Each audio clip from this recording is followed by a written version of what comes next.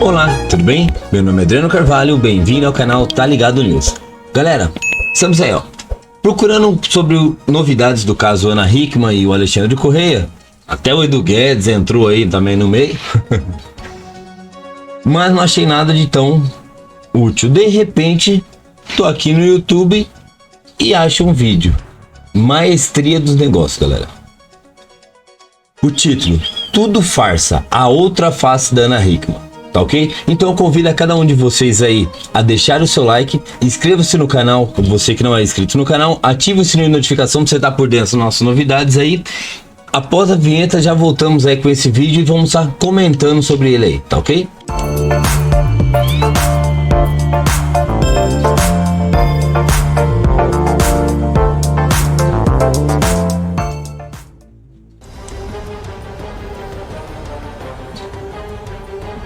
Ana Hickman é uma celebridade conhecida em todo o país, mas ela está envolta numa polêmica que parece não ter fim, após denunciar o marido de um crime gravíssimo.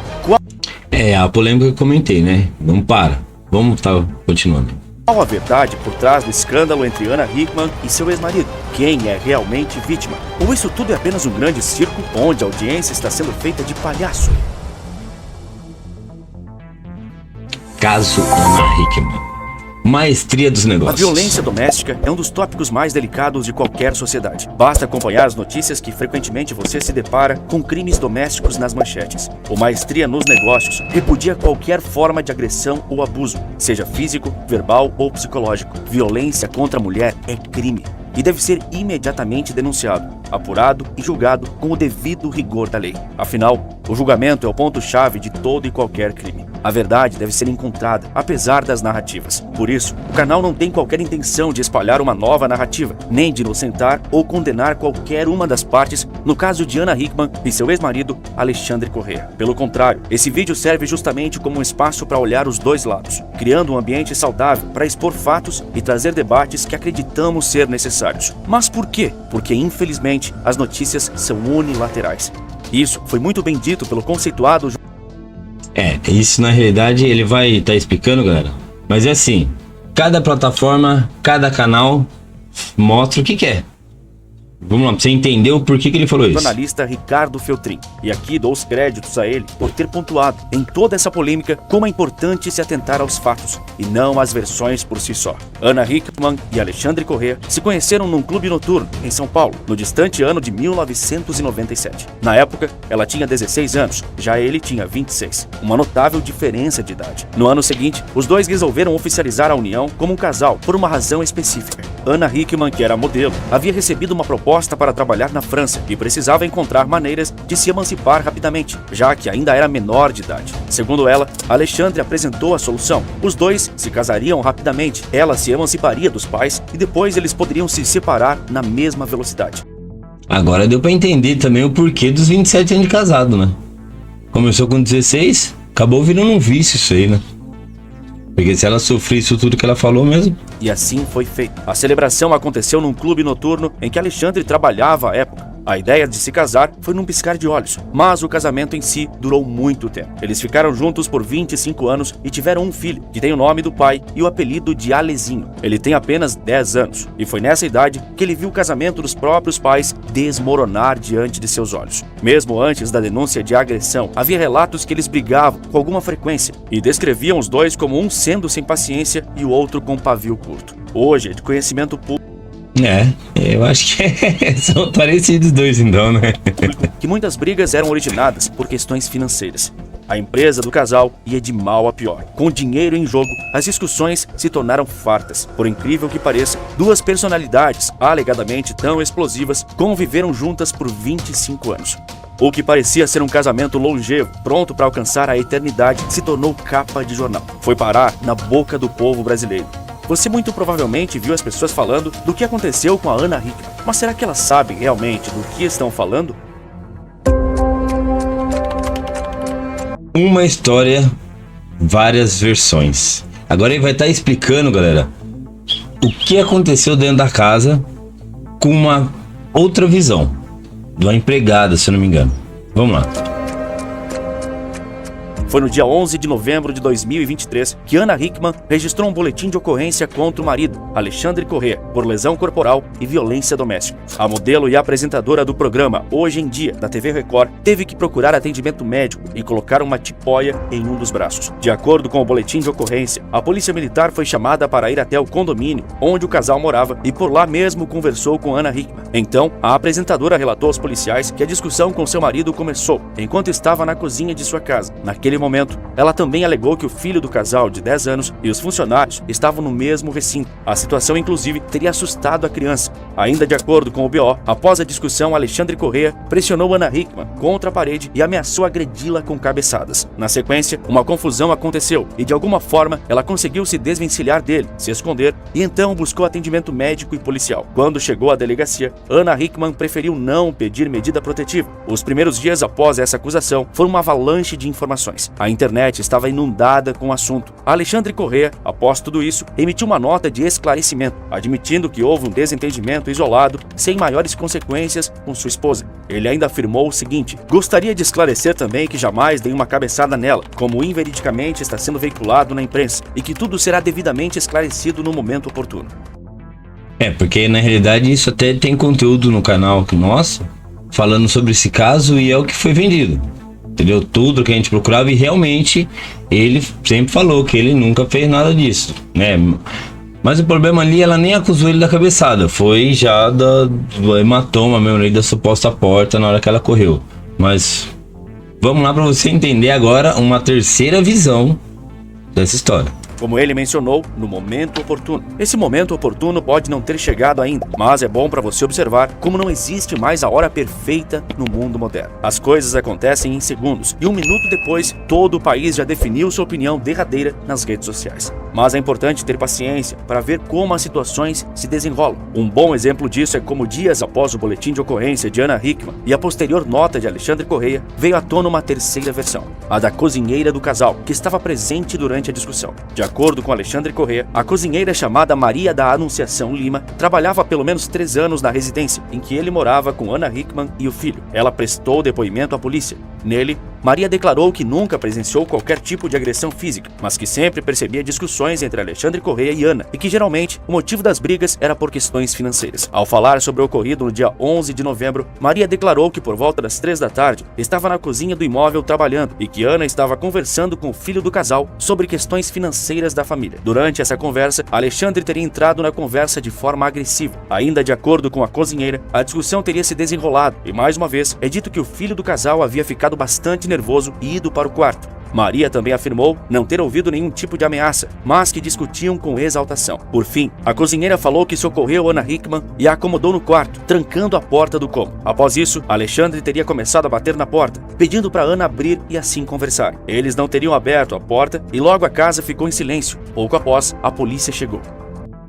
Então, e na versão da Ana Hickman, até que ela fez aquela entrevista que também tem no nosso canal aí, que ela abriu, soltou todo o que aconteceu naquele dia, ela supostamente correu para o banheiro e nesse momento, na hora que ela foi para pegar ela tava no banheiro, ela esqueceu o celular, ela voltou para pegar pegar o celular. Quando ela voltou de novo pro banheiro, foi a hora que ele conseguiu fechar a porta, que a porta supostamente era de correr, e prensou o braço dela, mas aí ela conseguiu puxar e se trancou dentro do banheiro. E aí ela fala até que ele deu a volta, né? Agora tem a versão agora da senhora que trabalhava lá na casa. 3 versões distintas Mas vamos lá para você entender o fato final. do mesmo ocorrido. A de Ana, a de Alexandre e a de Maria.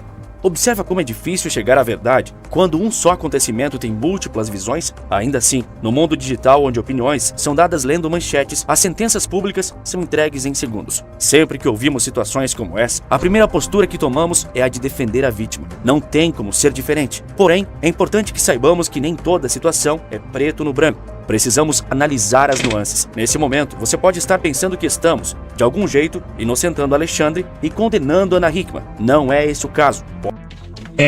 Porque na realidade tudo que eu falei nos vídeos do canal Tá Ligado News aí referente ao caso Ana Hickman, eu ainda assim afirmo. Entendeu? Fico firme. Só que esse vídeo me mostrou um outro lado que, tipo, Eu tenho um outro conteúdo também falando sobre a manipulação da mídia.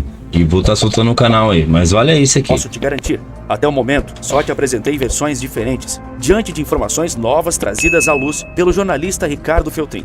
Mas todo esse imbróglio vai muito além desses depoimentos. Isso é apuração de fatos, o que deve ser prezado acima de tudo numa situação delicada como a possível agressão sofrida por Ana Hickman. Alexandre Corrêa, o ex-marido da apresentadora, também foi acusado de andar sempre armado e, o pior de tudo, sem ter autorização de porte e a arma não ter registro. Não é preciso ser um grande conhecedor das leis brasileiras para saber que andar armado sem autorização é um crime grave perante a justiça e se torna ainda mais grave quando você está sendo acusado de violência doméstica. Essas acusações de Alexandre, andar sempre armado, vieram à tona vários dias depois da denúncia de agressão à ex-esposa. Imagine só como uma reputação é manchada totalmente quando num curto espaço de tempo você é acusado de violência contra a mulher e porte ilegal de arma de fogo. E outra, eu ainda acho que não foi a primeira vez que isso ocorreu. Acho que é só agora que ela tomou coragem. E outra, 16 anos, casou só para poder ir para Europa, né? Então, durante um depoimento, Alexandre foi confrontado pela polícia sobre andar armado ilegalmente. Ele negou. Acontece que enquanto dava depoimento, o apartamento de Alexandre foi arrombado pela polícia. E aqui vou utilizar a palavra arrombamento por um único motivo. Alexandre, depois de negar o porte, ser revistado, ter seu carro revistado, informou à polícia que eles poderiam abrir a casa. Bastava pegar a chave, seja com Ana ou com a irmã dela que morava próximo. Corrêa informa ter colaborado em todas as etapas, mas mesmo assim teve sua porta arrombada. Segundo o jornalista Ricardo Feltrin, a polícia invadiu a casa, de fato, e quando chegou ao cofre, onde supostamente estava a arma ilegal, não encontrou nada. Toda essa história do ex-marido de Ana Hickman possuir e portar arma ilegalmente ganhou ainda mais repercussão quando o jornalista Léo Dias noticiou todo esse escarcéu. Outro fato curioso é que a equipe do jornalista não demorou nem um pouco para chegar no apartamento que havia sido arrombado. Léo Dias é uma figura controversa. Apesar de ser um jornalista que divulga muitas informações verídicas numa velocidade impressionante, ele também é constantemente acusado de divulgar notícias falsas ou descontextualizadas. Hoje, versões e fatos se tornaram a mesma coisa. Veja o exemplo do Correio Brasiliense. Logo após Ana Hickman acusar o marido de porte ilegal de armas, o jornal já colocou em suas manchetes a seguinte frase: Ana Hickman descobre que marido anda armado e pede medida protetiva. Se você, sem E foi isso que ela pediu?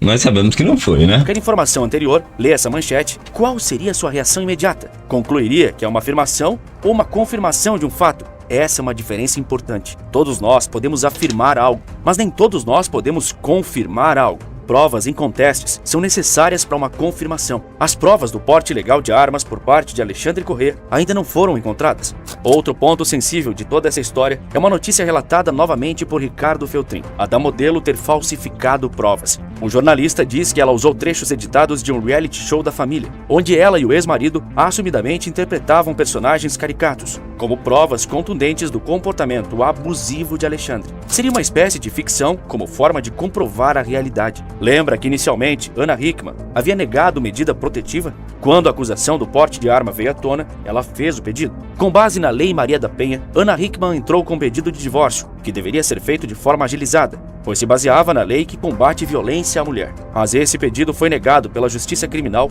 e de Violência Doméstica de São Paulo. Desde 2019, é possível acelerar divórcios com base na Lei Maria da Penha, mas cada... Aí, tá vendo? Então, assim, nem tudo aquele gás que nós colocamos parece que é, né? E é uma coisa que sempre teve. Briga de marido e mulher, ninguém mete a colher. Só que eles são polêmicos, né? São pessoas de mídia. Caso é um caso, e nem todos os juízes têm a mesma interpretação da lei. Nesse caso, o juiz considerou que a vara de violência doméstica é incompetente para julgá-lo. A avaliação foi de que, pela complexidade do caso, envolvendo patrimônio e guarda do filho, o caso é de competência da vara da família. Novamente, eu volto num ponto que falei no início do vídeo. Ana Hickman e Alexandre Corrêa brigavam bastante por questões financeiras. A empresa dela está muito mal das pernas. A situação é tão crítica que ela contratou uma outra companhia, a Legend Investimentos, para realizar uma reestruturação econômica. A empresa tem 40 milhões em dívidas.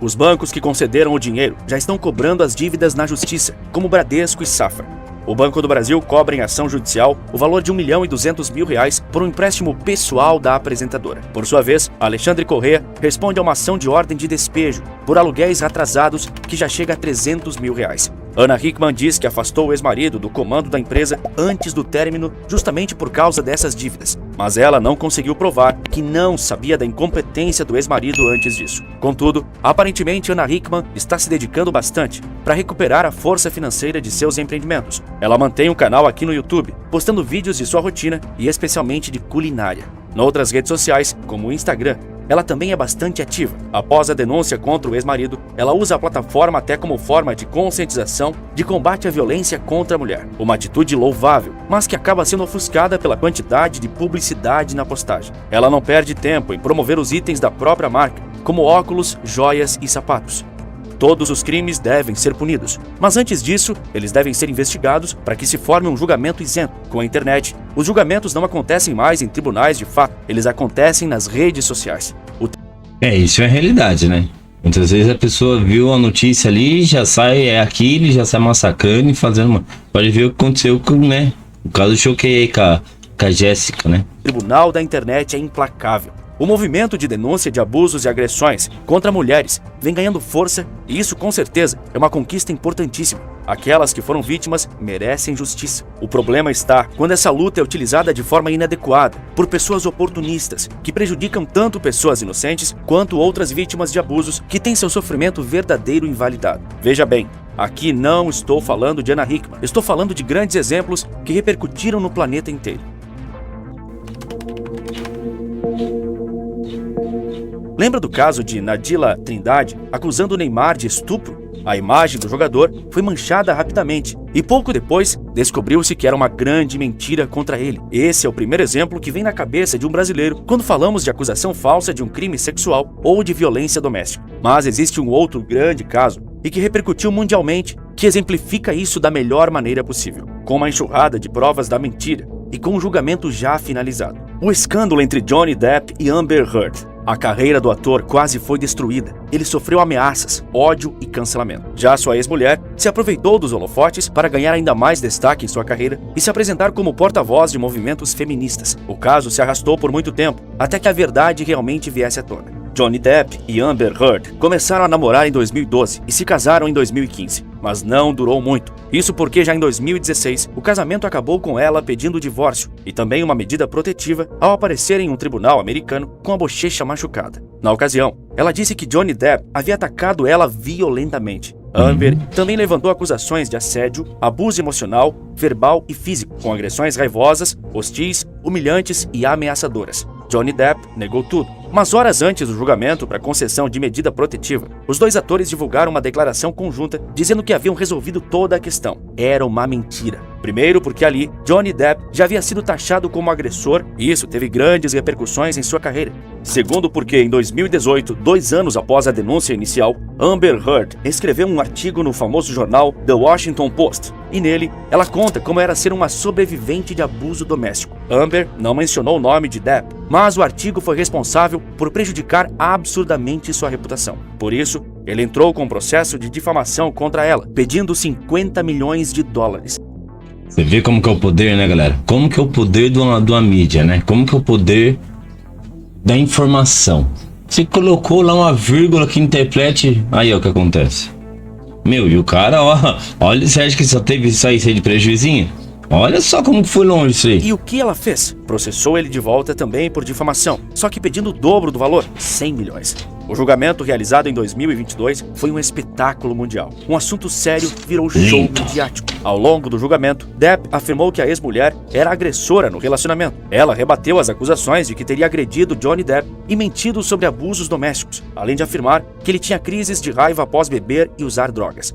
Depp alega que Heard foi a agressora na discussão e cortou a ponta de um de seus dedos com uma garrafa de vodka. Todas essas acusações, as reviravoltas, os depoimentos e o veredito do julgamento repercutiram amplamente na internet. O julgamento em si foi transmitido aqui mesmo pelo YouTube, atraindo centenas de milhares de espectadores para as audiências que duravam várias horas. No TikTok, vários vídeos curtos de depoimentos e momentos de debates conquistaram bilhões de visualizações. Imagine o que acusações não totalmente comprovadas podem causar à reputação de um homem que está sendo julgado, não só por um juiz, mas pelo mundo todo. No fim, Amber Heard e Johnny Depp foram condenados por difamar um ao outro. Porém, isso não conta a história completa por si só. Afinal, foi ela a condenada a pagar a maior multa, no valor de 15 milhões de dólares. Por sua vez, Depp foi obrigado a pagar 2 milhões a ela. Amber disse após a sentença que sua decepção ia além de palavras, mas na realidade, sua decepção era o fato de suas mentiras terem sido descobertas. O tribunal concluiu que ela agiu com malícia ao espalhar declarações falsas sobre Johnny Depp. As alegações infundadas de Amber Heard chegaram muito perto de destruir a reputação de um dos maiores atores do cinema mundial.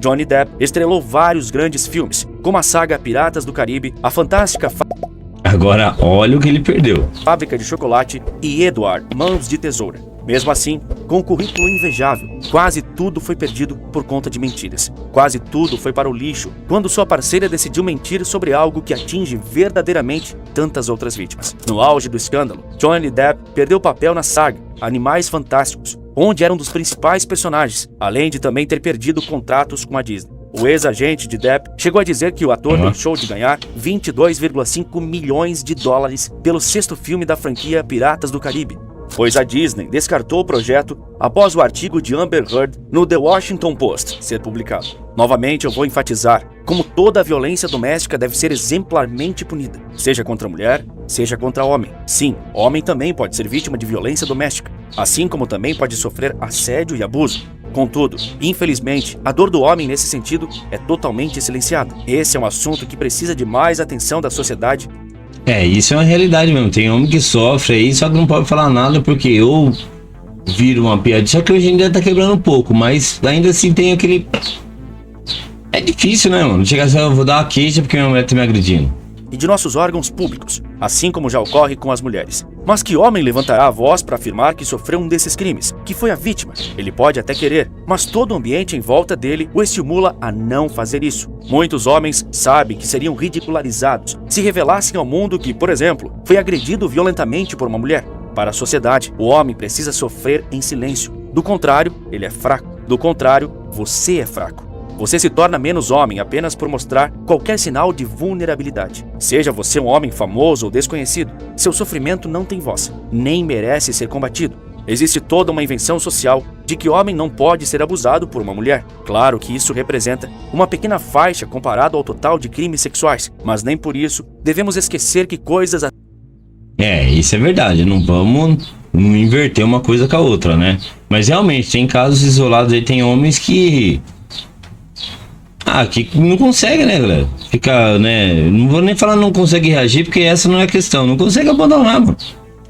Sei lá, não consegue sair fora, meter o pé. Talvez a mulher mesmo seja ameace o cara, porque tem, mano. Pra mim não tem nenhuma diferença.